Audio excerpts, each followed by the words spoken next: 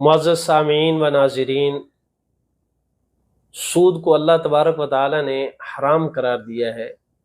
اللہ تعالیٰ ارشاد فرماتے ہیں احل اللہ البیع وحرم الربا، کہ اللہ نے لین دین اور بیع و شراء، تجارت، اس کو حلال ٹھہرایا ہے اور سود کو اللہ نے حرام قرار دیا ہے۔ اور سود کی حرمت پر قرآن کریم میں آیات موجود ہیں اور نبی کریم صلی اللہ علیہ وسلم کے بیشتر فرامین موجود ہیں۔ اللہ تعالیٰ ارشاد فرماتے ہیں یمحق اللہ الربا ویربی الصدقات، اللہ سود کو گھٹاتا ہے اور صدقات کو بڑھاتا ہے۔ اسی طرح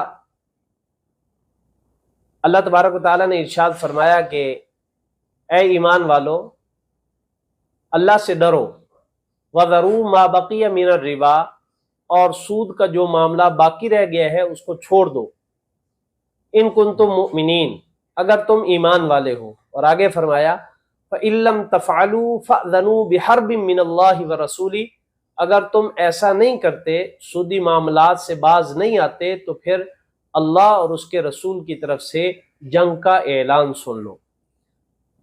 قرآن کریم میں شاید ہی کسی اور گناہ پر اللہ اور اس کے رسول کی طرف سے اعلان جنگ کی وعید نظر آتی ہو سوائے سود کے۔ سود اتنا بڑا گناہ ہے کہ اس کے خلاف اللہ اور اس کا رسول اعلان جنگ کرتا ہے۔ نبی کریم صلی اللہ علیہ وسلم نے بھی سود کے متعلق اور اس کی وعیدوں کے متعلق مختلف ارشادات بیان فرمائے ہیں۔ ایک نبی کریم صلی اللہ علیہ وسلم کا ارشاد ہے کہ اللہ تبارک و تعالی سود کھانے والے، سود کھلانے والے، سودی معاملہ میں گواہ بننے والے اور سود کا معاملہ لکھنے والے پر اللہ لعنت کرتا ہے۔ اور اسی طرح سے نبی کریم صلی اللہ علیہ وسلم کا ایک فرمان ہے بخاری شریف میں کہ 7 ہلاک کرنے والی چیزوں سے اپنے آپ کو بچاؤ۔ ان 7 ہلاک کرنے والی چیزوں میں نبی کریم صلی اللہ علیہ وسلم سے پوچھا گیا کہ کون سی ہیں وہ چیزیں؟ آپ نے فرمایا کہ شرک کرنا، اس سے اپنے آپ کو بچاؤ، جادو کرنا، اس سے اپنے آپ کو بچاؤ، یتیموں کا مال ہڑپ کرنا، اس سے اپنے آپ کو بچاؤ، ناحق کسی کو قتل کرنا، اس سے اپنے آپ کو بچاؤ۔